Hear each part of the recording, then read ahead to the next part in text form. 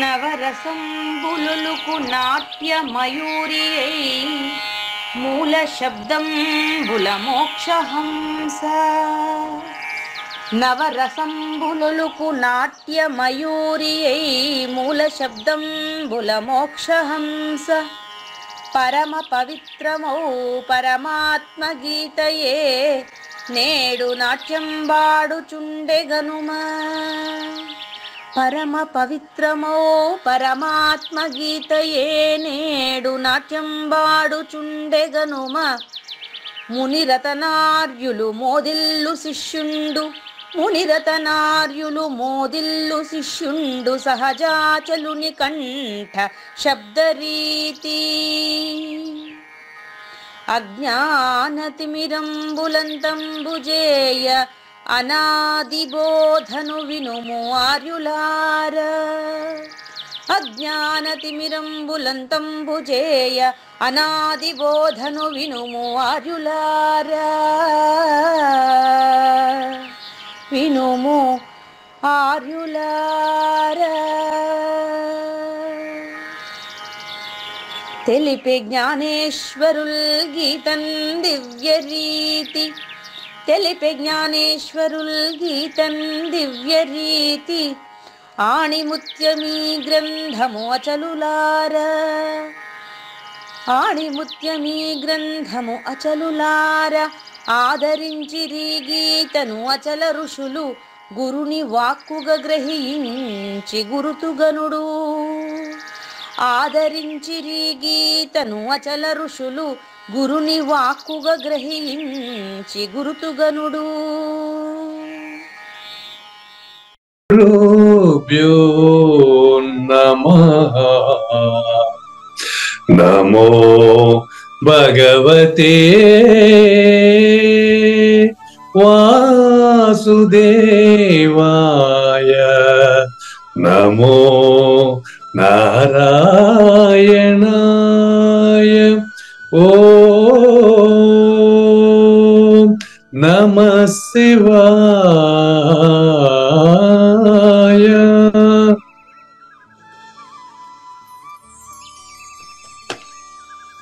ఈ గీతా జ్ఞానయజ్ఞ కార్యక్రమం మొదలై నిన్నటికి 1032 రోజులైందండి. ఈ రోజు 1033వ రోజు. ఈ గీతా జ్ఞానయజ్ఞ కార్యక్రమం సంకల్పించి నిర్వహిస్తున్న శ్రీ విద్యాసాగర్ గురువు గారికి, శ్రీ వెంకటేశ్వర గురువు గారికి శ్రోతలందరి తరపున ధన్యవాదాలు, వందనాలు. ఈనాటి కార్యక్రమంలో పాల్గొన్న ఆత్మస్వరూపులైన శ్రోతలందరికీ కైవల్యాశ్రమం తరపున, అలాగే శ్రీ శివరామ దీక్షితుల వారి అచల యూట్యూబ్ ఛానల్ తరపున హృదయపూర్వక స్వాగతం, వందనాలు తెలుపుతూ గురుదేవులు సహజాచల రాజయోగి శ్రీ పూజారి వెంకటేశ్వర గురువు గారిని కార్యక్రమం ఆరంభించమని కోరుతున్నానండి.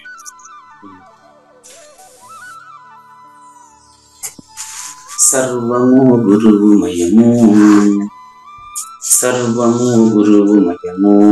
భవరోగ వైద్యుడతడని తెలియుము, సకల విద్యల నిలయము. దక్షిణామూర్తి అతడని తెలియుము. మూగవాణి మటను శ్రోతలు కోటలు దాటింతురు. గురుకృపా సిద్ధితోనే నేనెంత ఆనందముందినాను. నిజయోగి శ్రీకృష్ణుడు నిజ భక్తుడైనట్టి అర్జునుడు. వీరి సంవాదామృతం జనులార మన పాలిట అమృతం. వేదవ్యాసుడు దీనిని జనుల ఎద వికసించునట్లుగాను మహాభారతమందున వెలిగించే కోటి సూర్యుల వెలుగుతో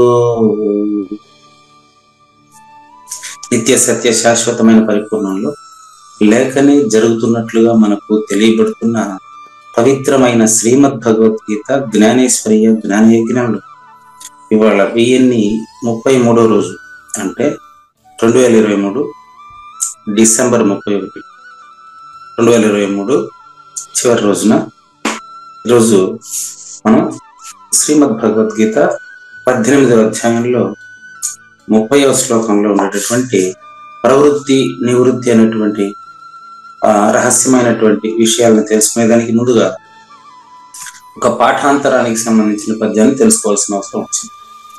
ఇక్కడ 156వ కంద పద్యంలో పాఠాంతరం జరుగుతుంది. పాఠాంతరం అనే పదానికి అర్థం ఏంటి కూడా తర్వాత చెప్తాను నేను. ఈ యొక్క కృష్ణదేశికేంద్రుల 156వ కంద పద్యంతో శ్రోతలందరికీ సాదర స్వాగత సుమాంజలి. కుదురుతుందా? నేను చదవాలా? ఇప్పుడు నాగేశ్వరరావు గారు నా మాట వినిపిస్తుంది కదండి మీకు? ఏర్పడతాను గురుగారు, ఇబ్బంది చక్కగా ఏర్పడుతుంది. ఓకే, షేరింగ్ ఏమైనా ఇబ్బంది కలిగిందా? రైట్. కానీ శ్రీ గురుభ్యో నమః. శ్రీమద్భాగవత కృష్ణదేశిక ప్రభులు రచించిన 292 కందార్థ దరువులు సంపూర్ణంగా జ్ఞానయజ్ఞంలో రోజుకొకటి చొప్పున వ్యాఖ్యానించబడిన విషయం శ్రోతలకు విదితమే.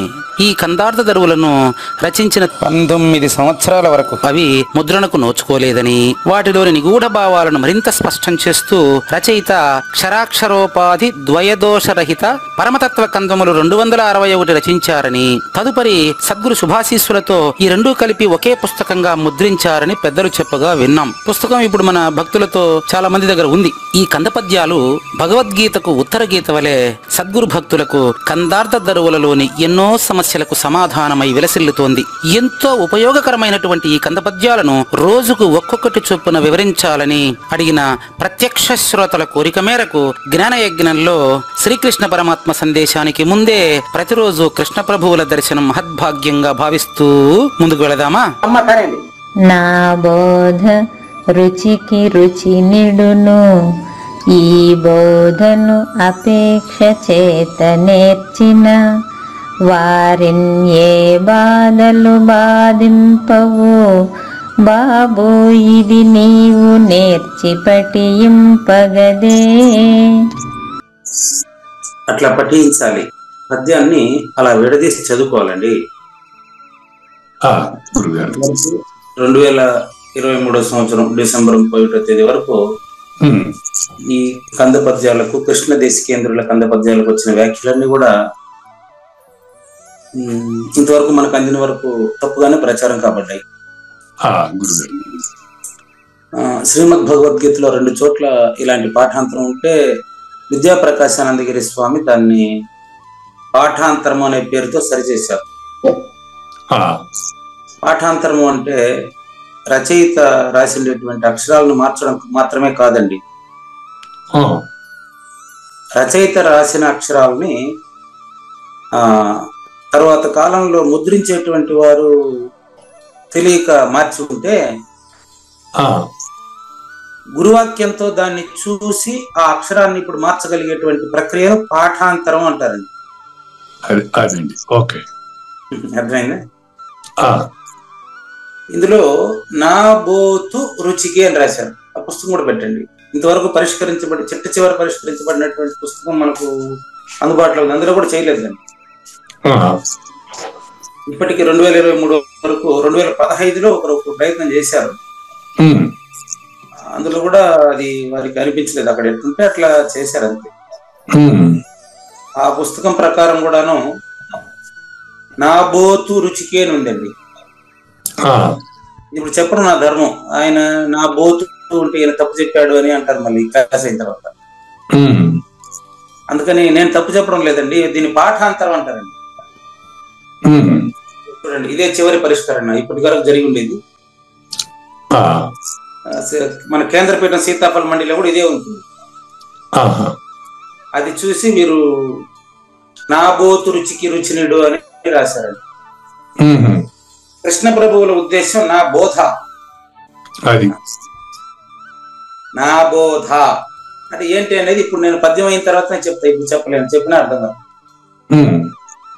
ఇప్పుడు అమ్మగారు విడదీసి చదివిన దాని ప్రకారం ఇప్పుడు నా బోతు అనేది తప్పు, రచయిత రాసేది నా బోధ అని అర్థం. నా బోధ స్పేస్ రుచికి రుచినిడు. నేను వీటిని రాసేటప్పుడు చాలా సార్లు సీతాఫల మండికి ఫోన్ చేస్తాడు, వాళ్ళు ఏదో చెప్పారు. ఇప్పుడు అవసరం లేదు నాకు అది, ఆ పని. ఒరిజినల్ ప్రతిని పోయి చూడాలి, కృష్ణ ప్రభువులు చేతి రాతని చూడాలి. ఆయన ఆడొచ్చినాడు తనిగా మళ్ళా ఇది చెప్పేది ఆయనే. దాని గురించి చూడాల్సిన అవసరం లేదు ఇప్పుడు నాకు. కనుక నా బోధ అనేది సరైనటువంటి భావం అండి. కృష్ణ ప్రభువుల ఉద్దేశం ఇదేనని పద్యం వ్యాఖ్యానం పూర్తయ్యేటప్పటికి మీకు అర్థమవుతుంది. అవును. నా బోధ రుచికి రుచినిడును. గారు విరుద్ధి చదివారు, క్లియర్ గా మీరు విన్నారు. మళ్ళీ నీ బోధ కాదు అది. నా బోధ నీ బోధ రెండు ఉండవు. నా బోధ రుచికి రుచినిడును రాసే విధానం అంతే. ఆ నీలో గుడిదీర్ఘం ఉంది కదా, ఈ బోధ అని అర్థం. అవుతుంది. ఈ బోధను అపేక్ష చేత, ఇష్టంతో. నా బోధను అంటే సద్గురు బోధను అని అర్థం అండి. ఫస్ట్ పర్సన్ గా మాట్లాడతారు గురువు, మనకు అది అర్థం చేసుకోవాలి మన ఇద్దరం. అదేలేండి. నా బోధను అంటే సద్గురు బోధను, కృష్ణ ప్రభువు బోధన కాదు, సద్గురు బోధను. దక్షిణామూర్తి నుంచి శ్రీ మహావిష్ణువు, సూర్య భగవాను నుంచి యాజ్ఞవల్కి ఏది గ్రహించారో ఆ బోధ అని అర్థం. కృష్ణ ప్రభువు, కృష్ణ పరమాత్మ ఇల్లంతా పాత్రధారులే. రెండోది లేదు, అది మాత్రం ఉంటుంది, ఆయన మాత్రం ఉంటాడు అంతే. అంతేనండి. కాబట్టి నా బోధ అంటే సద్గురు బోధ, రుచికి రుచినిడును. ఈ బోధను అపేక్ష చేత నేర్చిన వారికి, అంతటి సాధన సంపదతో, అంతటి ఏకాగ్రతతో, అంతటి అనన్య భక్తితో నేర్చిన వారిని గురుగారు ఏ బాధలు బాధింపు. నువ్వు నేర్చుకుంటావా? కాబట్టి నువ్వు నేర్చుకుంటావా? అది బాబు ఇది నీవు నేర్చి పఠింపగదే. పూజారి వెంకటేశ్వర చెప్తే నేర్చుకోబాకు. ఇది సద్గురువు చెప్తున్నారు కాబట్టి నేర్చుకుంటావా? ఇది దీని అర్థం, ప్రతి పదార్థం ఇది. సద్గురు చెప్పింది నేను చెప్తున్నాను. నాకేం పని, నాకెట్ట తెలుస్తుంది? ఈ విషయాన్ని మీకు క్లారిటీ. ఇంకా అది వదిలేయండి. నా బోతు పుస్తకాల్లో ఉండే నా బోతు కొట్టేసి నా బోధ రాసుకోండి. ఇప్పుడు చాలా మంది దగ్గర ఉండే పుస్తకాల్లో నా బోతు ఉంది గురుగారు. అది ఇంకో చోట వస్తుంది. ఆ బోతు పెంటి అది అది వేరే, అది ఇంకో చోట ఇంకో పద్యంలో వస్తుంది. అది అప్పుడు చెప్తాను దాని గురించి. ఆ బోతు అంటే దున్నపోతు అని అర్థం, అది వేరే వస్తుంది. అది వేరే, అది ఆ పద్యం వచ్చినప్పుడు చెప్తాను. అదేనండి. నా బోతు అంటే పటికి బెల్లము పంచదార అనే విషయాన్ని కూడా రాశారు. అది అర్థంలో ఉంది, దాన్ని తీసుకోకూడదు. అదేనండి. నిన్న టెంకాయ పరిపక్వంగా ఉండేటటువంటి కొబ్బరిలో పటికి బెల్లం నంచుకుంటే రుచిగా ఉంటుందని దాన్ని పెట్టి చెప్తా. అది అటు కుదరదు. నా బోతు అంటే పటికి బెల్లం పంచదార అనేది ఒక అర్థం ఉంది. అదేనండి. రుచి ఇస్తుందండి, అటు కుదరదండి. ఎందుకంటే అది భౌతిక పదార్థమే. కానీ ఇక్కడ కొంచెం సూక్ష్మంగా మీరు అర్థం చేసుకుని చూడండి.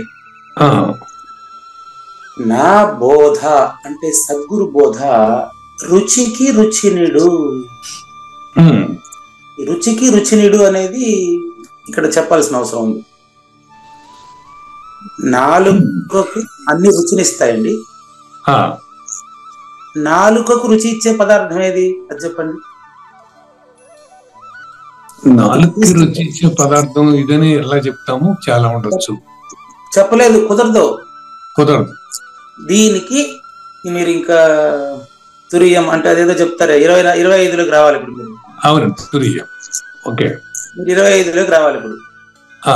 మీరు దాటలేదు మీకు. ఇప్పుడు మీరు మూడో నెలలో ఉంటే మీకు అర్థమే, మనకు అర్థమే కాదు. అదే అద్వైతాన్ని మీరిన స్థితి తురియము. తురియం దాటితే అది అచలం. ఓకే, ఆ పేర్లు పెట్టండి, పక్కన పెట్టండి. ఇప్పుడు మీరు 25లోకి రావాలి. ఇప్పుడు 25లోకి వస్తే అక్కడ మనం ఇద్దరు ఉండం, అక్కడ మీరు మాత్రమే ఉంటారు. మీకు చెప్పే గురు బోధ వినాలి మీరు. మీకు చెప్పే గురు బోధ అంటే ఇప్పుడు మీరు మాత్రం 25లో మీరు మాత్రం ఉంటారు కదా, రెండోది ఉండదు. ఇంకా 25లో నుండి మీరు 26 ఆయన చెప్తాడు, వినాలి. ఇప్పుడు అదే గురుగారు. ఎట్లంటే నా బోధ అంటే సద్గురు బోధ, రుచికి రుచిని ఇవ్వడం అంటే అర్థం చెప్తాను. రుచి అంటే నాలుక, శబ్ద స్పర్శ రూప రస గంధం. ఆ రసం అన్నా రుచి అన్నా ఒకటే అక్కడ. గురుగారు శబ్దం అన్నా చెవి అన్నా ఒక్కటే, స్పర్శ అన్నా చర్మం అన్నా ఒక్కటే. చర్మానికి స్పర్శ తెలుస్తుంది, మళ్ళీ స్పర్శకి ఏం తెలుస్తుంది అంటే అటు మాట్లాడేదని కాదు. చెవి అనేది చెవి అనేది థర్డ్ పర్సన్ అండి, శబ్దం సెకండ్ పర్సన్ అండి. గురుగారు మీకు అర్థం కావడం కోసం అంతేలేండి. చర్మము భౌతికం, స్పర్శ అభౌతికం. అంటే చర్మము థర్డ్ పర్సన్, స్పర్శ సెకండ్ పర్సన్.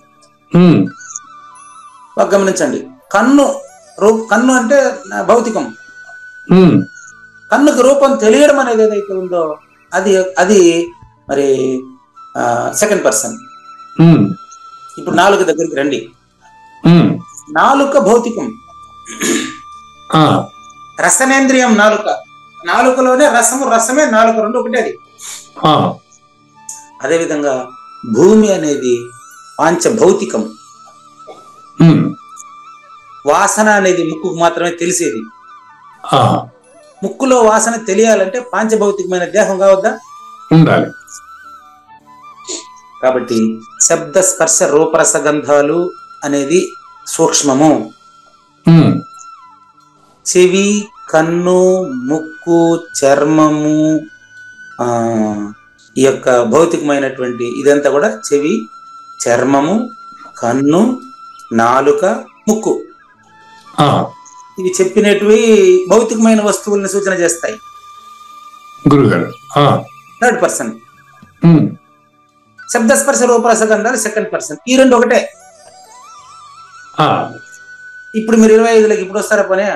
ఇప్పుడు ఓకేనా? 25లో ఇప్పుడు ఇద్దరం లేదు కదా. అవును గురుగారు.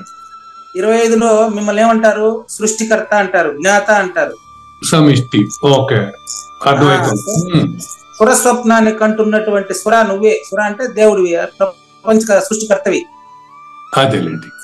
సృష్టికర్తకు మళ్ళీ ఎక్కడన్నా మూలం ఉండాలి కదండి, దాని అడ్రస్ అని అడగబాకండి మళ్ళీ, ఇంకా నువ్వే. అంతేలేండి. అక్కడి నుంచి 26 ఎనిమిది. దీన్ని గురు బోధ అంటారండి. వ్యాస భగవానుడే అర్ధనారీశ్వర తత్వమై గురుగీత వినిపించెను, అందుకే గురువులకు గురువయ్యను. యాడున్నాడంటే ఇంకా నన్ను అడగబోకండి. గురువులు అంటే బోధించే వాళ్ళందరూ అండి. అవునండి. ఆయన ఎంగిల్ని బోధించాల్సిందే కానీ వీళ్ళు ఏం తెచ్చి నేనేం దాని నుంచి తెచ్చినానా? భగవద్గీతను ఎత్తుకొచ్చినానా ఆయన నుంచి? మరి ఇదేం గురుగారు, ఒక్కొక్క గురువు ఒక్కొక్క సిద్ధాంతాన్ని ప్రతిపాదిస్తారు. మరి దక్షిణామూర్తి చెప్తే ఒకటే చెప్పాలి కదా. ఇది రకరకాలుగా ఒక్కొక్క గురువు ఒక్కొక్క సిద్ధాంతం, ఒకళ్ళు అద్వైతం, ఒకళ్ళు ద్వైతం, ఒకళ్ళు రకరకాలు చెప్పారు. మరి ఎట్లా వస్తుంది? మరి సద్గురు దక్షిణామూర్తి నుంచి ఒకే బోధ రావాలిగా. ఇప్పుడు నాకు అవకాశం ఇస్తారా? నేను మీకు అంత స్పష్టంగా మీరు మాత్రమే ఉండారు, అంతమంది లేరు, 25లో మీరు ఉంటేనే 26 నుంచి ఆయన మాట్లాడతాడని చెప్తే అందరు వెనకంబడి వెళ్ళిపోతే ఎట్టా?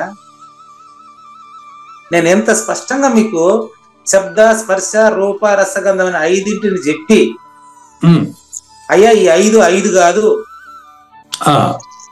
అవయవాలు మాత్రమే వేరు, 25వ జ్ఞాత సమిష్టికర్త మీరొక్కరే ఉన్నారు, అక్కడి నుంచి వినండి, 26 ఆయన వచ్చి చెప్తాడని చెప్తే మీరు వెంటనే అద్వైతము ద్వైతము అన్ని సిద్ధాంతాలు అంతమంది వెనకబడి వెళ్ళిపోతే ఎట్ట నేను ఎట్ట చెప్పాలి మీకు? సిద్ధాంతాల గురించి మాట్లాడలేదు, ఇదంతా సద్గురు నుంచి వచ్చిందని ఆయన చెప్తా ఉంటే, అది దక్షిణామూర్తి నుంచి వచ్చిందని చెప్తా ఉంటే దక్షిణామూర్తి రకరకాలుగా ఎందుకు చెప్తాడు? ఎప్పుడు ఒకటిగా చెప్తాడు కదా. మళ్ళా అంతే, మీరు గట్టెక్కితేనే నేను బోధించగలను, నా వల్ల కాదండి. రకరకాలు అనే మాట మీకు వాళ్ళ వెనకంబడి పోతేనే వస్తుంది. మీరు శబ్దస్పర్శ రూపరసగంధాలు 5 కూడా నాగేశ్వర ప్రసాద్ వచ్చిన తర్వాతనే కదా 5గా తెలిసాయి. అంతేలేండి. మీరు రాజీ పడొద్దు, పడక తప్పదు. ఇప్పుడు నేను ఎందుకంటే ఇప్పుడు కృష్ణ ప్రభు నా బోధ అంటే ఆయన బోధ ఇది, ఈ సద్గురు దక్షిణామూర్తి బోధ అని నేను అనుకోను. ఆయన లేకపోతే శివరామ దీక్షితుల వారు చెప్పింది ఈయన చెప్తున్నారు అంతే.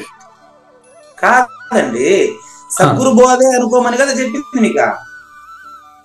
అదేలే గురుగారు. కృష్ణ ప్రభువుకి సంబంధం లేదు. ఉండండి, కృష్ణ ప్రభువుకి సంబంధం లేదు, పూజారి వెంకటేశానికి సంబంధం లేదు, నాగేశ్వర ప్రసాద్కి సంబంధం లేదయ్యా. మీలో నుండి సద్గురు ఒక్కడే ఉన్నాడు, ఆయన మీతో మాట్లాడుతున్నాడు, రెండు లేదు. అవునా? కావులు నాగేశ్వర ప్రసాదుల నుంచి సద్గురువు నేరుగా చెప్తున్నాడు, అక్కడ పూజారి వెంకటేశం లేడు, నాగేశ్వర ప్రసాద్ లేడు. ఎవరున్నారు అని క్లియర్ గా చెప్తున్నా చూడండి. 25వదైనటువంటి జ్ఞాత సమిష్టికర్తయే. సమిష్టికర్త అన్నప్పుడు బాగా గమనించండి, సమిష్టికర్త అన్నప్పుడు మట్టి కుండ ఒకటే కదండి. ఒకటే గురుగారు. అక్కడి నుంచి మీరు వినాలి. మీరు అక్కడి నుంచి వినకపోవడం వల్లనే మీరు చేసుకున్నదే నా బోధని నా బోతు అనేది. సమిష్టికర్త నువ్వు చేసుకునిందే అది. ఎందుకు? అక్కడ ఆ సమయానికి ఏది కనిపిస్తే దాన్ని రాసుకొని పోయి దానికి అనుకూలంగా వ్యాఖ్యానాలు సృష్టించుకొని ఇంతమంది వెళ్తున్నారు కదా అంటే అది మీరు బహుముఖం అయ్యారు. ప్రారంభంలో శూన్యంగా ఉండినటువంటి నువ్వు నాయన, నువ్వు శూన్యంగా ఉంటివి. నీకు నువ్వుగా కేవలం అందులో ఒక ఇది ఏమంటారు దాన్ని, వాయువు అబద్ధం గుర్తు తోచింది. ఏదో తర్వాత రాపిడికి కొద్దిగా అగ్ని లాంటిది జనించింది, హైడ్రోజన్ ద్రవ పదార్థం. తర్వాత నీళ్లు తడి కనపడింది. తర్వాత నీకు ఈ సుడులు తిరుగుతూ చిన్నగా అందులో ఉండేటువంటి ఒక పదార్థం తిరుగుతా ఉంది గుండ్రంగా. ఆ తర్వాత నీళ్లు భూమి టచ్ అయ్యి వాతావరణం చేత జలచరాల్లాగా అన్ని 84 లక్షల జీవరాశులుగా తెలియబడుతుంది. నువ్వు మనిషిగా మానవుడు అని ఒక పేరు పెట్టుకుంటేవి, 84 లక్షల జీవరాశులు ఉందని పుస్తకం రాస్తే 84 లక్షల జీవరాశులని పుస్తకం రాసినావు, ఈ ప్రపంచమే నిజం అనుకుని తిరుగుతా ఉంటివి. ఆయన ప్రపంచానికి ముందు ఉండేటటువంటి అచల పరిపూర్ణ సత్యాన్ని, నిత్యము సత్యము శాశ్వతము తెలిసినటువంటి ఒక అచల ఋషి ఎన్ని కల్పాంతరాలైనా ఆయన ఒకడే ఉంటాడయ్యా. 10 మంది ఉంటారు, దేవుడు ఒకడైనా 20 మంది? ఆయన ఒక్కడే అవుతుంది. దేవుడు ఒక్కడే, ఆయనకి పేరు లేదు. దేవుడు ఒక్కడే, ఆయనకి పేరు లేదు. ఆయన వచ్చి ఎంతో స్పష్టంగా నీలాంటి ఒక మానవ దేహంలో వచ్చి స్పష్టంగా నాయన నా బోధ రుచికి రుచినిడు. నాలుగు ఒక్కటే అన్ని రుచుల్ని చూస్తుంది కదా.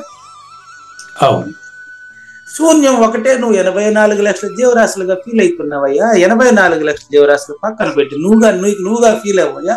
నీకు అతీతంగా ఉండేది బోధ చెప్తాను, ఎనవయ్యా అని చెప్తా ఉండేది. క్లియర్ గా ఉందే. రాజీ పడక తప్పదు కాదు, రాజీ పడితే మళ్ళీ తగద వస్తుంది, అది మనసులో ఉంటది. నా బోధ అంటే పంచభూతములకు పంచకోశములకు సృష్టికి అతీతమైన విషయాన్ని చెబుతున్నటువంటి దక్షిణామూర్తి బోధ అని ఎంత స్పష్టంగా చెబితే నేను అనుకోనండి, నేను కృష్ణప్రభు బోధే అనుకుంటానండి. నేను చేయగలిగింది ఏముంది?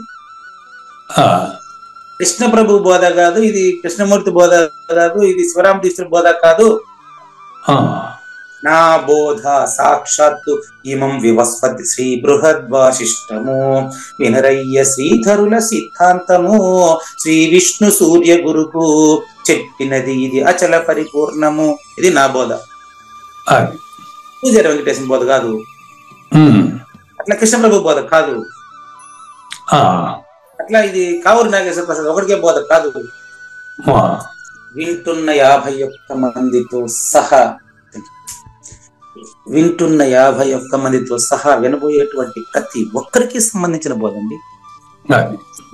ప్రతి ఒక్కరికి అన్నప్పుడు అందరిలో ఒకటే ఉంటాడు, వీళ్ళందరూ కలిపి ఒకటే అవుతారు. అంతమంది ఎవరు? అంతమంది అట్టెందుకు చెప్తున్నారు అంటే, అంతమంది అట్టెందుకు చెప్తున్నారు చెప్పకూడదని చెప్పే కదా ఇప్పుడు పూజారి వెంకటేశ్వరంలో వచ్చి మీతో మాట్లాడుతూ ఉండేది. పూజారి వెంకటేశ్వర నీకంటే వేరుగా చూడబాకు. 25లో పూజారి వెంకటేశ్వర అయినా, కావూరు నాగేశ్వర ప్రసాద్ అయినా, దీన్ని ప్రసారం చేస్తున్నటువంటి కుడుపూడి నాగేశ్వరరావు అయినా ఇంతమంది లేరు. అవును. అక్కడ నువ్వు మాత్రమే ఉంటావు. నీ పేరు జ్ఞాత, నీ పేరు జ్ఞాత అంటే జ్ఞానం. జ్ఞాత కావూరి నాగేశ్వర ప్రసాద్.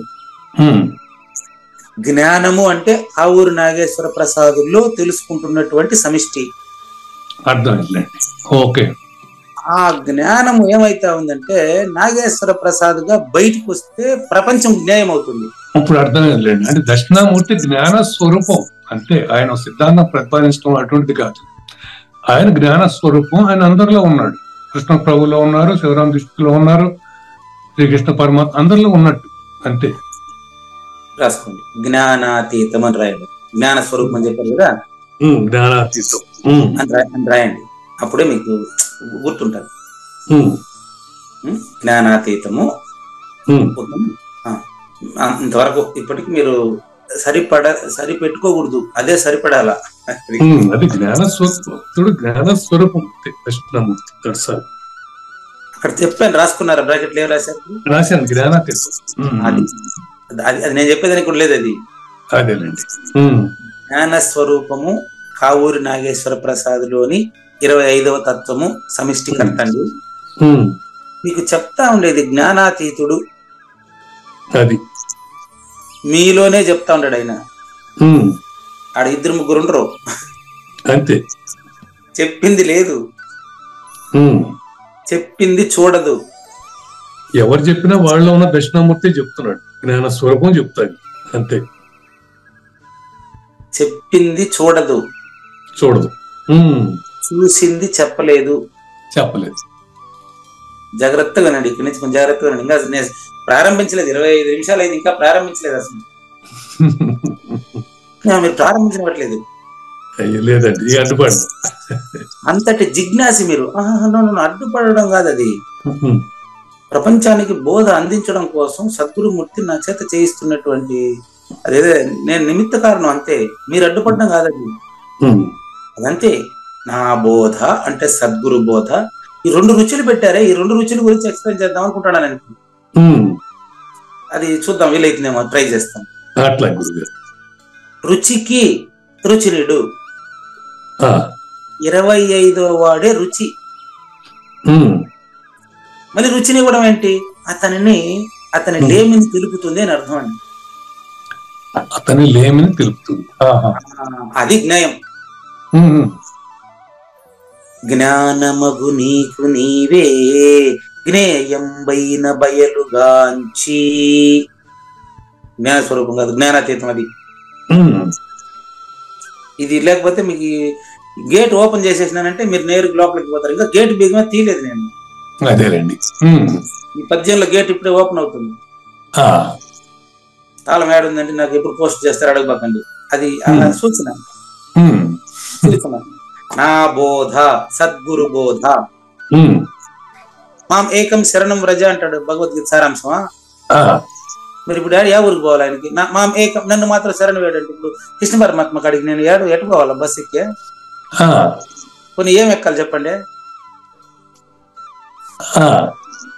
దాని అర్థం ఏంటంటే మాం ఏకం శరణం వ్రజ అంటే ఫస్ట్ పర్సన్ ఆయన ఒకటిని శరణం వేడు అని అర్థం. అయ్యా, ఆశ్చర్యమైన పదమేం కాదు. మాం ఏకం అంటే ఒకటే అయినటువంటి నన్ను.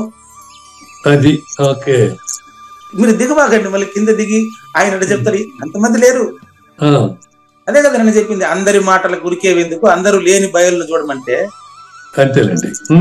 నిన్నే చెప్పింది ఈ మాట కూడా. అందరి మాటలకు నువ్వు స్పందించొద్దు నాయన, నా మాటకు మాత్రం స్పందించు అంటే సద్గురు వాక్యానికి మాత్రం స్పందించని, పూజారి వెంకటేశానికి కాదు. కాబట్టి సద్గురు బోధకి మాత్రమే ఈ యొక్క కెపాసిటీ ఉంటుంది. అది గ్రహించినటువంటి వాళ్ళంతా చమత్కారమే. సాక్షాత్కారం మాత్రమే నిజం, అది అబ్సల్యూట్ కాన్ఫిడెన్స్. ఇదంతా చమత్కారమే. అందుకని నా బోధు కాదది, నా బోధ సద్గురు బోధ. రుచికి రుచినుడు, సమిష్టికర్త లేమిని తెలుపును. అంతేనండి. సమిష్టికర్త శూన్యుడని తెలుపును. సమిష్టికర్త శూన్యుడని తెలుసుకును. శూన్య సింహాసనం మీద కూర్చున్నాడు, శూన్య సింహాసనం మీద కూర్చున్నాడు అంటే ఎట్టా దాని అర్థం ఇది. శూన్యం. ఓకే. శూన్య సింహాసనం మీద కూర్చున్నాడు గురువు. ఓంకార, ఇప్పుడు మీకు ఇంకా క్లియర్ గా చెప్తాను, భాగవతాన్ని ఉపయోగించి చెప్తాను. నిన్న సెమినార్ లో కూడా ఇదే జరిగా. ఏనుగు అహంకారానికి గుర్తండి గజేంద్ర మోక్షంలో. ఏనుగు ఏమంటుంది? కలడు కలండనడి వాడు కలడో లేడో, ఇది అహంకారం. దేవుడు అంటే దాని అర్థం దేవుడు ఉన్నాడు ఉన్నాడు అంటారు, ఉన్నాడా లేడా, ఉన్నాడా లేడా, ఇది జంతువు కథ, ఇది మిగతా జీవరాశుల కథ. అట్లొద్దు నీకు. ప్రహ్లాదుడు అటుగా చెప్పేది, ఇందుగలడందు లేదని సందేహము వలదు, ఎందెందు వెదకి చూచిన చక్రి సర్వోపగతులు అంటాడు కదా. ఎక్కడయ్యా ఉంటాడు? కలడు, గాలి గలడు, ఆకాశమును గలడు, కుంభిని గలడు అంటాడు కదా. అర్థం ఏంటంటే భూమిలో ఉన్నాడు, నీళ్ళల్లో ఉన్నాడు. తెలుగులో నేరుగా చెప్తాం, మీకు పద్యాలంతా కన్ఫ్యూజ్ అవుతారు. తర్వాత అగ్నిలో ఉన్నాడు, తర్వాత గాలిలో ఉన్నాడు, తర్వాత ఆకాశంలో ఉన్నాడు. నీ బొంద, ఆకాశానికి అతీతం కూడా ఆయనే ఉన్నాడు, నేను లేదు. అవును, ఇంతే పరిపూర్ణ బోధ. అంతేలేండి. ఆకాశం వరకే నువ్వు ప్రయాణిస్తావు, ముందే ఉండే ఆయన ఆడికి ప్రయాణించమంటావా? అవును. ఇది నా బోధ. రుచికి రుచినుడు అంటే పాంచభౌతికమైన శరీరంలో గుర్తిరుగుతున్నటువంటి 84 లక్షల జీవరాశుల్లో నాలుకను గురించే చెప్తాడు ఆయన. అన్నిటికుండా నాలుక, అది కాదు ఇది. బాగుంది. ఆ బోధ రుచికి అంటే వింటున్నటువంటి వాడిని లేమిని తెలియజేస్తుందని అర్థం. అంతేలేండి, అది బాగుంది. ఇప్పుడు నా బోధ రుచికి రుచినిడును, నిన్ను అచల పరిపూర్ణుడిగా ప్రతిపాదన చేయ. ఇప్పుడు నువ్వే అంతటా ఉంటావు, అది నీకు తెలిసిందంటే మళ్ళీ నీకు ఇంకొకటి నుంచి వచ్చినాడు మళ్ళీ. అదేలేండి. దానికి సంద లేకుండా ఉండేవాడు నువ్వే. ఈ రుచినుడును ఈ బోధను ఇంత అపేక్ష చేత, కావూరి నాగేశ్వర ప్రసాద్ అంతటి అపేక్ష చేత ఇంకెవరైనా కూడా ఇంటే అంతటి అపేక్ష చేత అడ్డం పడాలి. నేను వద్దనట్లే, అర్థవంతంగా అడ్డం పడి నేర్చుకోవాల్సిందే. బోధను అపేక్ష చేత నేర్చిన వారిని నేర్చుకోండా ప్రభు, నేర్చుకోండా. కృష్ణ ప్రభు బోధ కాదని ఇప్పుడు ఆయన చెప్పేసిందా? నేర్చుకున్నదే ఎప్పుడైనా కూడా చెప్పేది. నేర్చుకున్నవాడు లేదని ఆయన చెప్పేశాడు. ఇప్పుడు నేర్చుకున్నవాడు కనపడడు తనిగా, మళ్ళీ అంతా అదే ఉంటుంది అంతే. కాబట్టి నేర్చిన వారిని ఏ బాధలు బాధింపవు. ఆయన కృష్ణ ప్రభువుగా ఉండినప్పటికీ ఆయన కృష్ణ ప్రభువు కాదని ఆయనకు తెలుసు. ఇంకొకరి బోధన గురించి ఆలోచించే పని ఉండదు ఆయనకుంటా. అంతేనండి, అంతే గురుగారు. ఈ రోజు మామిడి పండు బాగుందంటే మళ్ళీ రేపు కూడా బాగుంటది, అది ఎల్లుండి కూడా బాగుంటది. మళ్ళీ రుచికి రుచినిడు, అది కాదు రుచి, అట్ట కాదు. నాలుకకు సంబంధం లేని విషయం తెలిసిపోతే నాలుకకు ఏం పెట్టి రుచి పెడతావు ఇంకా? అవును, అట్ల లెక్క. నాలుక అంటే ఇక్కడ 25వ వాడు జ్ఞాత అని అర్థం. ఈ జ్ఞాత జ్ఞానము నుంచి అచల పరిపూర్ణము అనే జ్ఞేయమైన బయలుగాంచి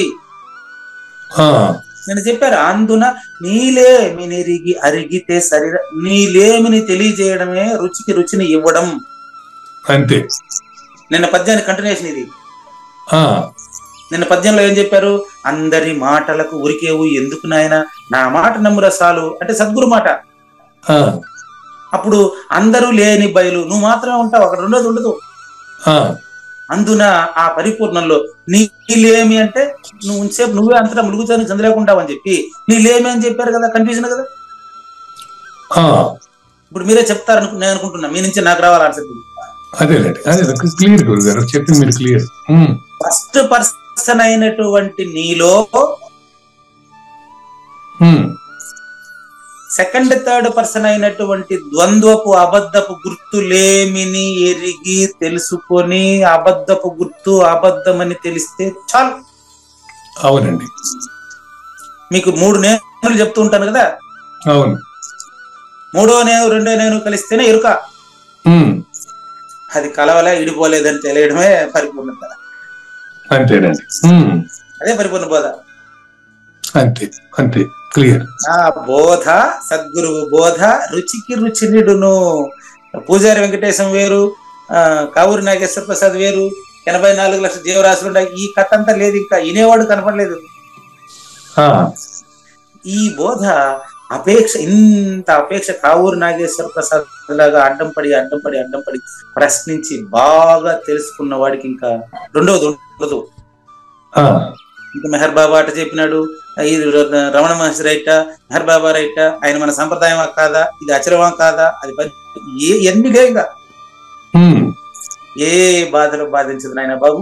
ఇది నేర్చి మిగతా వాళ్ళు కూడా కావూరి నాగేశ్వర ప్రసాదుని వలె అత్యంత ఆసక్తి కలిగి అనన్య భక్తి కలిగి గురువుకి అడ్డం పడి మీరు దగ్గరుండి సహజన్మ సాకార సద్గురుములతో విచారించి నేర్చుకోవాల్సిందే తప్ప జ్ఞానయజ్ఞం మీద విమర్శలు గుర్తిస్తా ఉంటే మీ వల్ల ఏమీ కాదు. ఇది పొగిడినా ఉపయోగం లేదు, తెగిడినా ఉపయోగం లేదు. మీరు ఒక సహజన్మ సాకార సద్గురుముడిని ఆశ్రయించి వింటున్న ప్రతి శ్రోత కూడా గురు శిష్య న్యాయంగా విచారించి, గురువు ఏడున్నాడు మాకంటే అంతటా ప్రతి ఒక్కరిలోనూ గురువే ఉన్నాడు. జగద్గురువు అంటే జగత్తును గురువుగా భావించండి, జగత్తును గురువుగా భావించండి. మీ యొక్క కన్న తల్లిని గురువుగా భావించండి, కన్న తండ్రిని గురువుగా భావించండి, తోబుట్టువుల్ని గురువుగా భావించండి, మీ కుటుంబ సభ్యులందరినీ గురువుగా భావించండి. మీకు జన్మించిన బిడ్డను పిల్లలు దేవుడు చల్లని వారే అని అంటారు కదా. కానీ చక్కని సూచన గురుగారు. ప్రతి వాళ్ళని మన గురువుగా భావించడం అనేది చాలా అవసరం. తెలుసుకోవడే క్రమంలో ఇది చాలా అవసరం. కష్టం అని లేదు, అదే మీ పరిపక్వత. సంతోషం. భావించడం అవసరమా కాదా? ఇంకా అవసరమే గురువు గారు. ప్రతి వారి నుంచి మనం తెలుసుకోగలం. అది ఇప్పుడు అవసరంగా కనిపిస్తుంది. కొద్ది రోజులు పోతే మీకు సహజంగా కనిపిస్తుంది. అందరూ గురువుగా మీకు ఆటోమేటిక్ కనిపిస్తారు. అదేనండి, అది బోధ ఫలితం, అది కంపల్సరీ. అంతేనండి. అది పువ్వు మొగ్గ అయిన తర్వాత, ఇంకా పువ్వుగా మొగ్గ అయిన తర్వాత ఖచ్చితంగా మళ్ళీ అది వికసిస్తుంది, మొగ్గగా ఉండదు. ఇంకా ఆటోమేటిక్ గా మీకు ఇప్పుడు అవసరం కనిపించింది, మీరే అదే విధంగా మళ్ళీ అవసరం కోసం అట్లాంటిదే ఉండదు ఇంకా. అదేనండి. అప్పుడు మీరు ప్రతి అనుభవాన్ని ప్రతి క్షణాన్ని గురువుగా భావించినప్పుడు ఇంకా అప్పుడు మీరే ఇంకా యద్భావం తద్భావం ఎరుకలేక భావిస్తే అట్టే సేవిస్తావు. అంతేనండి, అంతే అంతే. కాబట్టి నా బోధ అంటే సద్గురు బోధ, రుచికి రుచినిడును, గురువులకు గురు బోధ, ఇది గురు బోధ. గురు బోధ చెప్తాడు, గురు బోధల వలన అనేదో కందార్థం చెప్తాడు. అట్లా నా బోధ అంటే గురు బోధ అని అర్థం. రుచికి రుచినుడు అంటే గురు శిష్యులు ఏమని తెలియజేస్తున్న అర్థం. బోధన అపేక్ష చేత నేర్చిన వారికి ఈ గురు బోధ గురు శిష్య రహితాన్ని తెలియజేస్తుంది. మొదట్లైన వారిని ఇంకా ఏ బాధలు అంటే చావు పుట్టుకలకు సంబంధించినటువంటి ఏ చిన్న ఆలోచన వాళ్ళకి రాదు. బాబు ఇది నీవు నేర్చి పఠింపగదే, నీకు అవసరమా లేదా? మీరు చెప్పారు అవసరమని. కాబట్టి ఈ విధంగా భావించాలంటే మనిషికి ప్రవృత్తి అంటే ఏంటో నివృత్తి అంటే ఏంటో తెలియాలి. అది సాత్విక బుద్ధిలో తెలుసుకుంటుంది. రచయితకు ధన్యవాదాలు తెలియజేస్తూ ఇంకా మనకు 23 నిమిషాలు ఉంది. జ్ఞాన యజ్ఞం 2వ భాగం 1033వ ఎపిసోడ్. ప్రవృత్తి నివృత్తులను యొక్క తేడా తెలిసే బుద్ధి సాత్విక బుద్ధి. దీనికి ప్రతిపదార్థం జరిగింది. ఈరోజు ఎక్స్ప్లెనేషన్ జరుగుతుంది. జ్ఞానేశ్వరి భగవద్గీతలో 30వ శ్లోకానికి వ్యాఖ్యానం తీసుకోండి. మీకు 2 పదాలు ప్రతిపదార్థం నేను చెప్పాను మీకు. అవును, చెప్పారు. ప్రవృత్తించ నివృత్తించ కార్యాకార్యే భయాభయే బంధం మోక్షం చ యా వేత్తి బుద్ధి సా పార్థ సాత్వికీ. నా బోధ రుచికి రుచినిడు అని కృష్ణ ప్రభువులు చెప్పినటువంటి ఆ సూచనతో భగవద్గీతను మనం అవగాహన చేసుకోవాలి. గమనించండి, ఇక్కడ మీకు 2 పదాలకు అర్థం చెప్పి వ్యాఖ్యానం. ప్రవృత్తి అంటే చేయదగిన పని, నివృత్తి అంటే చేయకూడని పని అని మనం. దానికి చిన్న సవరణ. మామూలుగా నివృత్తి అంటే గమ్మున ఉండడం అని వస్తుంది అర్థం, కానీ అది అట్లా కాదు. దానికి మీకు సులభంగా చెప్పాలి అంటే ప్రవృత్తికి నివృత్తికి మంచి నిర్వచనం ఇస్తారు గీతా ప్రెస్ గోరఖ్పూర్. గీతా ప్రెస్ గోయంకా పుస్తకం పేజీ నెంబర్ 386 కింద ఇచ్చారు సూచికల కింద. ప్రవృత్తి అంటే చేయదగిన పని, నివృత్తి అంటే చేయకూడని పని అట్లా అనుకుంటాం మామూలుగా. అట్లా కాదండి, దానికి ఒక క్లారిటీ ఇచ్చి ముందుకెళ్తాం. ప్రవృత్తి మార్గం అంటే గృహస్థుగా ఉండి రాజయోగం పాటించడం అండి. మీకు సింపుల్ గా చెప్పేస్తాను. ఇక్కడ ప్రవృత్తి అంటే ఇష్టం అనే పదం రాదా దీంట్లో? అదే అదే చెప్తున్నా కదా, మామూలు వాచ్యార్థం అది. వాచ్యార్థం. ఓకే. లక్ష్యార్థం ఏంటంటే ప్రవృత్తి మార్గం అంటే గృహస్థాశ్రమంలో రాజయోగం. మీకు సింపుల్. ఓకే. నివృత్తి మార్గం అంటే సన్యాసంలో రాజయోగం. ఓహో, మీకు సులభంగా అర్థం కావడం కోసం ఇప్పుడు ఎక్స్ప్లెయిన్ చేస్తాను. ప్రవృత్తి అంటే గృహస్థాశ్రమంలో ఉండి ఫలాసక్తిని త్యజించి కేవలము సద్గురుమూర్తిని పూర్తిగా ఆవాహనం చేసుకుని సద్గురు వాక్యాన్ని పాటిస్తూ జనక మహారాజు వలె ప్రవర్తించుట ప్రవృత్తి. ఓహో, ఇక్కడ ప్రవృత్తి అంటే ఫలరహితంగా చేసే పని ప్రవృత్తి కింద వస్తుందా గురుగారు?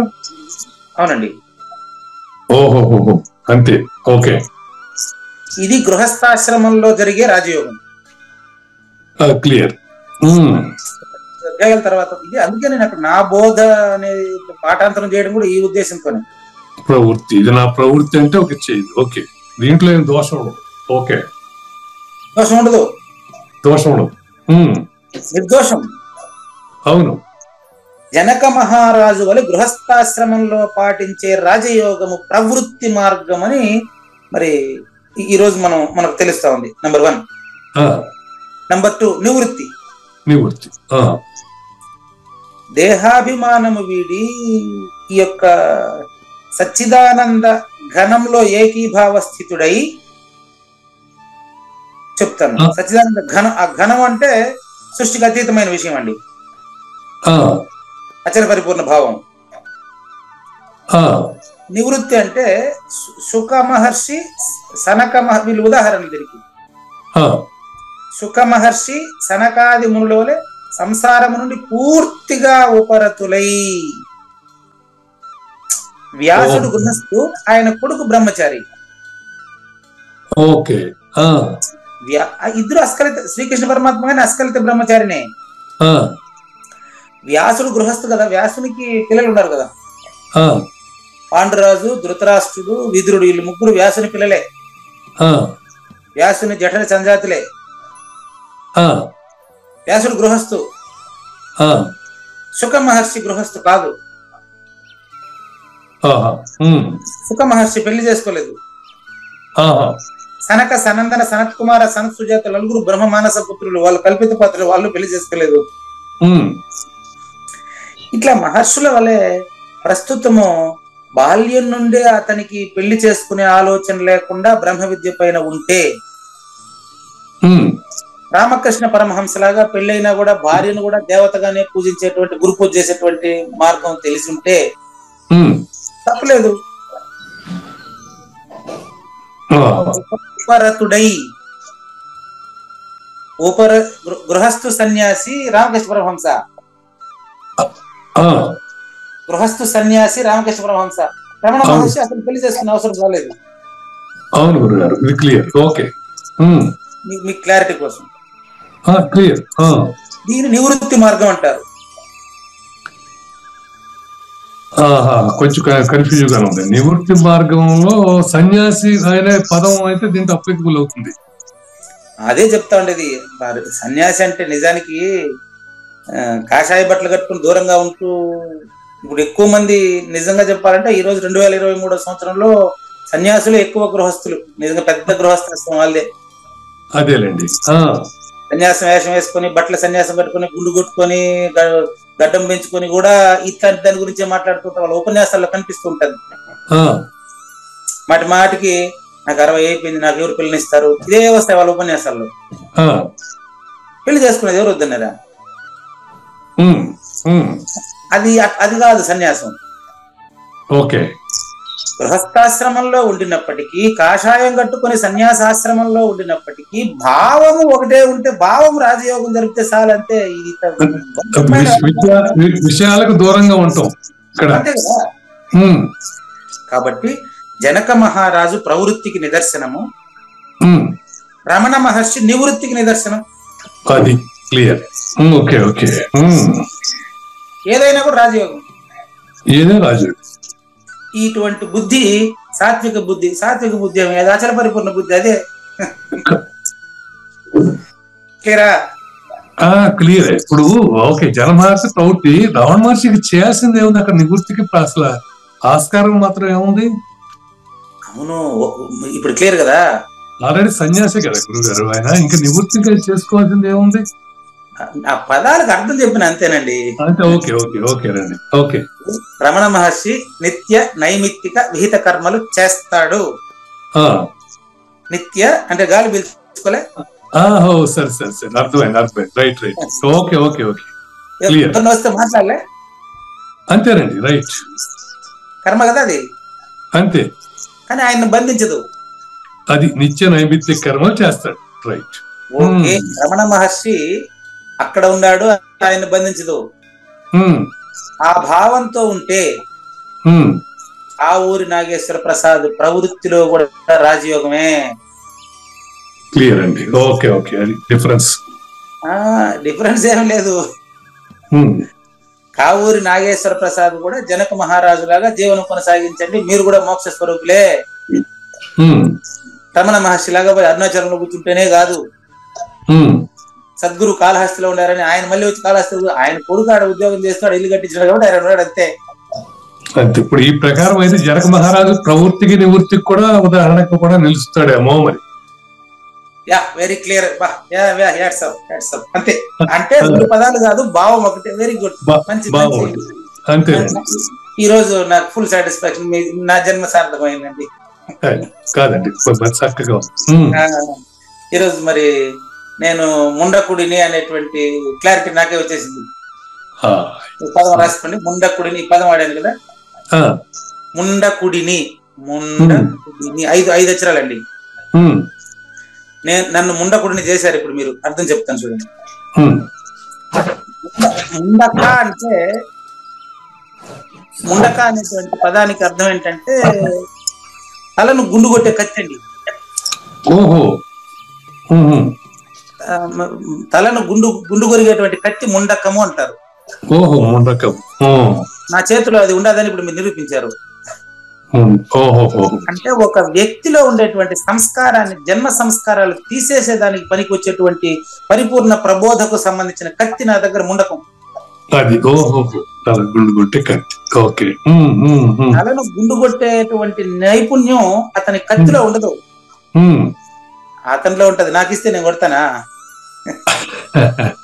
పూజారి వెంకటేశానికి కత్తిచ్చినారు అనుకో గుండు కొట్టమని, ఆడాడ బ్లేడ్లు మొత్తం వాడు హాస్పిటల్కి పోవాల్సిందే వాళ్ళు. అంతేనా కాదా? ముండకము అంటే చురకుని చేతిలో కత్తి, అంటే మంగళవాని చేతిలో కత్తి. ఇక్కడ నేను చెప్పిన ముండకము అంటే పూజారి వెంకటేశం చేతిలో పరిపూర్ణ బోధ. అది కత్తి ఏం చేస్తుంది? అది ఆ ముండకం ఏం చేస్తుంది? తల మున్నగా గుండు చేస్తుంది. ఈ ముండకం ఏం చేస్తుంది? పూజారి వెంకటేశం చేతిలో ముండకం ఏం చేస్తుంది?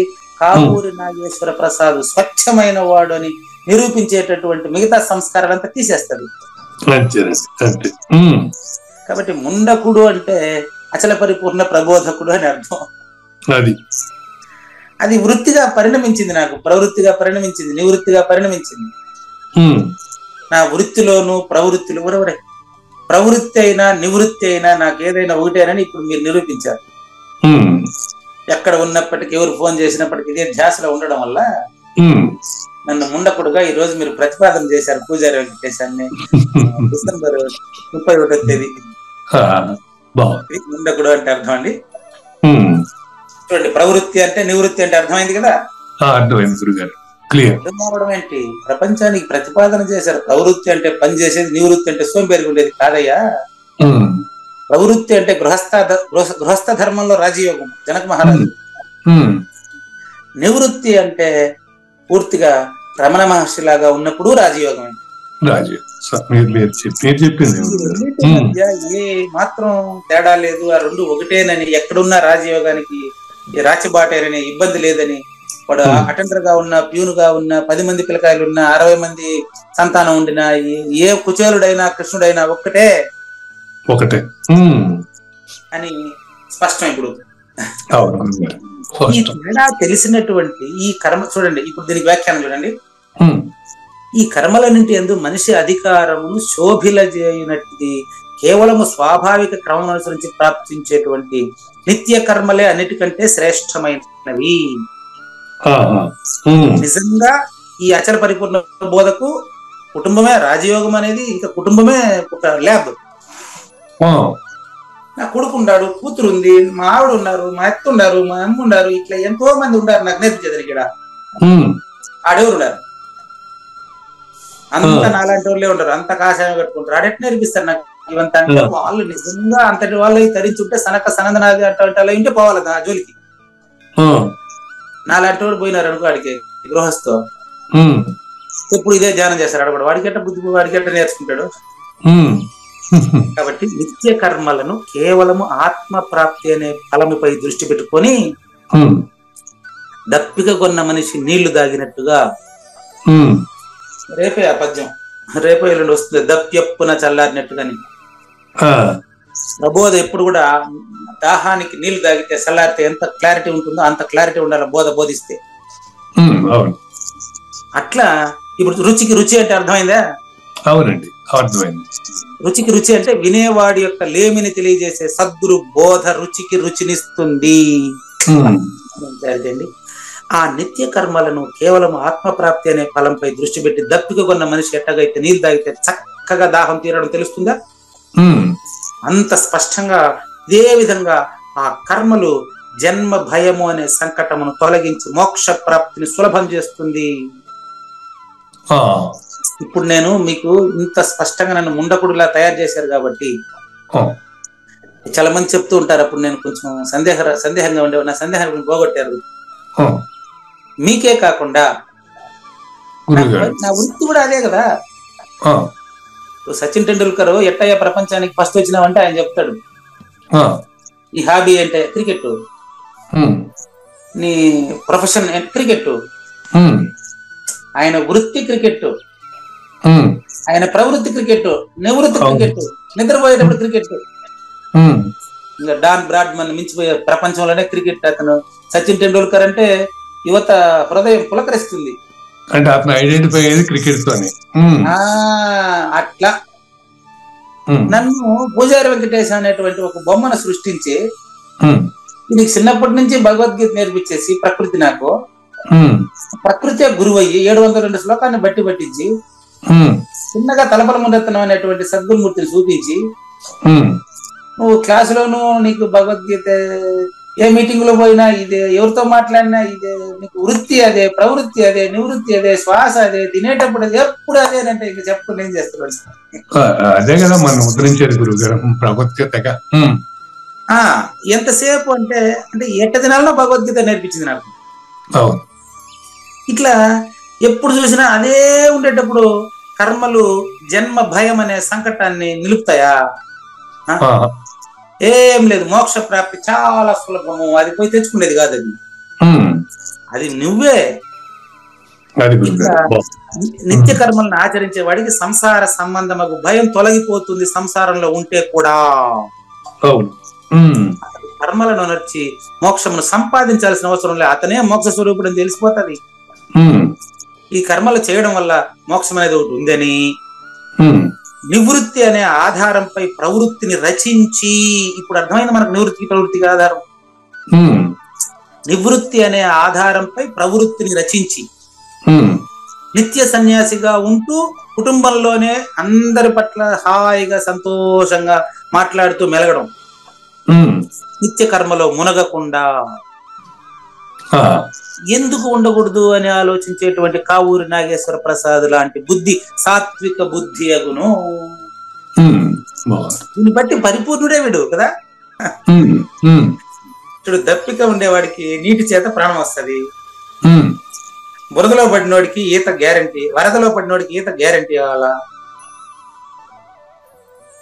దప్పికతో ఉండేవాడికి నీళ్లే ప్రాణం ఇస్తుంది, అవును. వరదలో పడినవాడికి ఈత వస్తుంటేనే బతుకుతాడు. సంసారంలో ఉండేవాడికి పరిపూర్ణ బోధ తెలిస్తేనే మళ్ళీ సావడు, అది విషయం. అవును.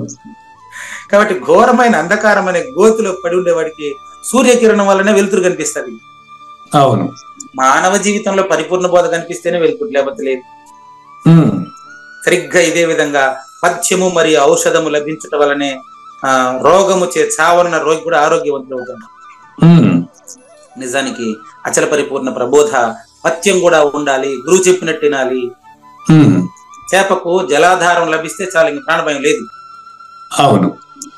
మరి 84 లక్షల జీవరాశుల్లో మానవ జన్మ వచ్చేస్తే ప్రాణభయం లేదు, అంటే మళ్ళీ చావు పుట్టుకల భయం లేదు. కానీ మానవ జన్మలో గురువు దొరకడం అనేది చాలా అరుదు. ఆ గురువును సరిగ్గా ఇట్లా మీలాగా ప్రశ్నించి ఉపయోగించుకునేవాడు ఇంకా అరుదు. అవును. ఈ విధంగా నిత్య కర్మాచరణం వలన మోక్షమే ప్రాప్తిస్తుంది. కర్మ బంధించదు మనిషిని, కర్మ భావన బంధిస్తుంది.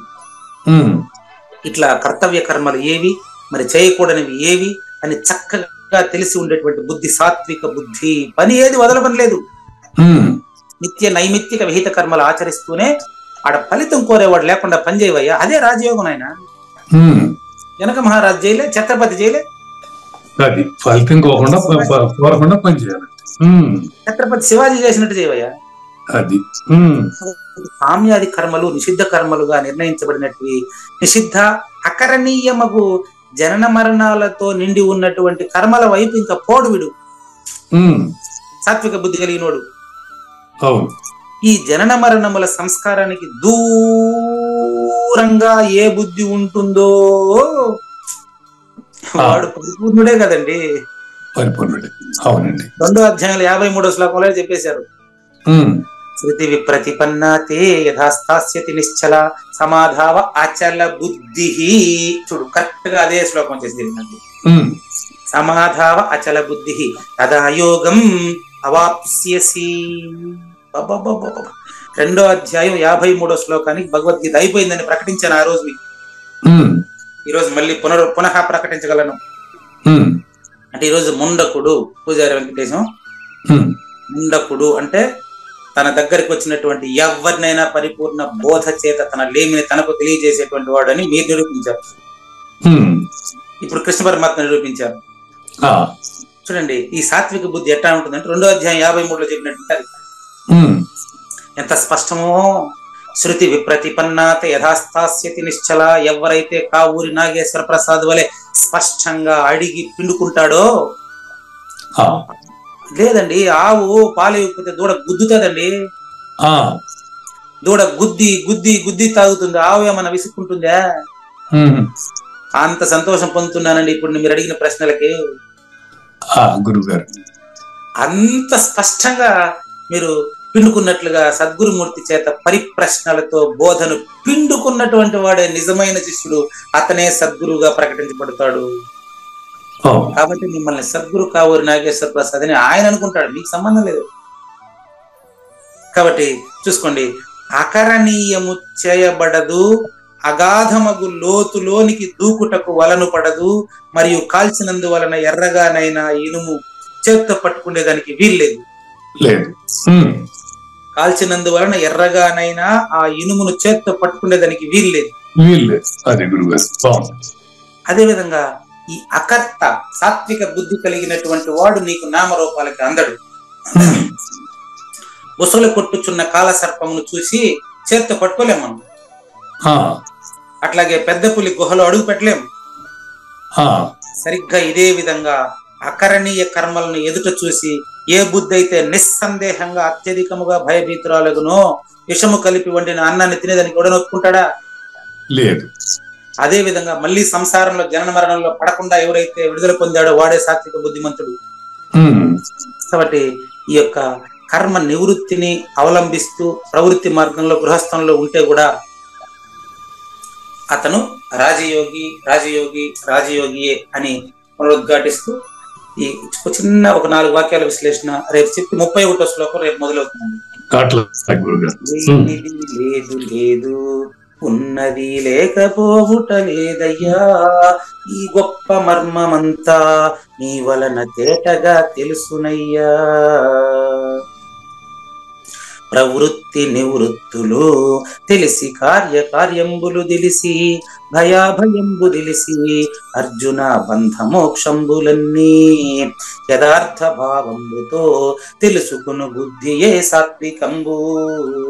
శ్రీకృష్ణుని పలుకును సూటిగా తలపల మునిరత్నమే శ్రీమించిన భావమై సద్గురువు చెప్పకనే చెప్పెను గదా. సద్గురాత్మ అండి. మంగళం అమ్మ కానండి. జయ మంగళం నిత్య శుభమంగళం జయతు జయ మంగళం మహోత్సవ మంగళం. జయ మంగళం నిత్య శుభమంగళం జయతు జయ మంగళం మహోత్సవ మంగళం. శ్రీమించున చలంబు సూచించినటువంటి దక్షిణామూర్తికి దండమిడుతూ శ్రీమించున చలంబు సూచించినటువంటి దక్షిణామూర్తికి దండమిడుతూ శ్రీ మహావిష్ణువు సూర్య భగవానుడు యాజ్ఞవల్కి జనక రాజఋషికి జయ మంగళం నిత్య శుభమంగళం జయతు జయ మంగళం మహోత్సవ మంగళం.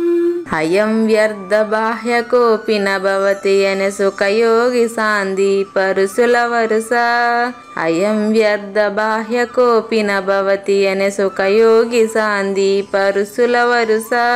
దీనినే శ్రీకృష్ణ పరమాత్మ వద్దనే ఎరిగరిగిన ఉద్ధవార్జునులకు.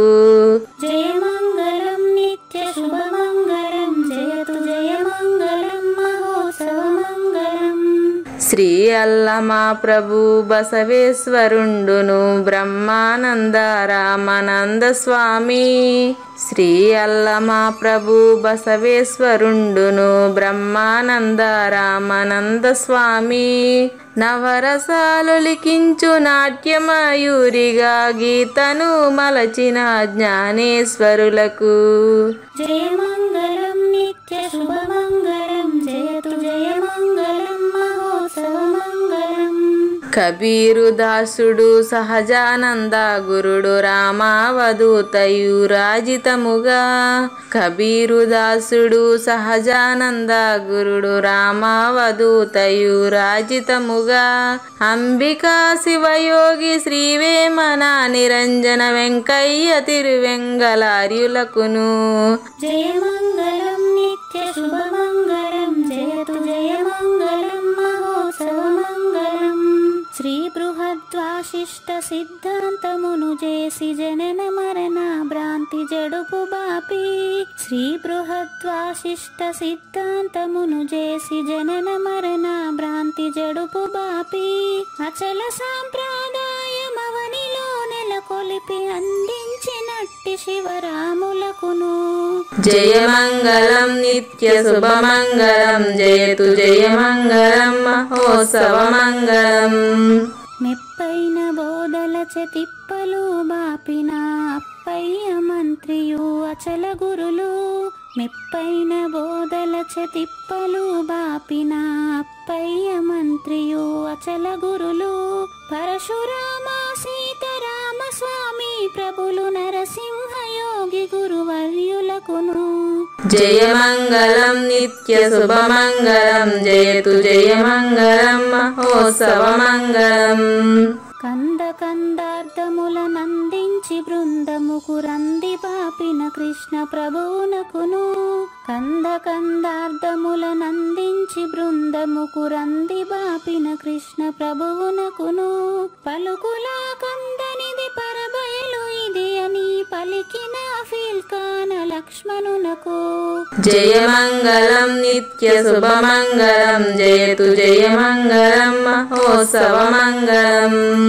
ఫీల్కాన లక్ష్మణుల ప్రియ శిష్యవర్యుండు అవధూతయని పేరావనియందు.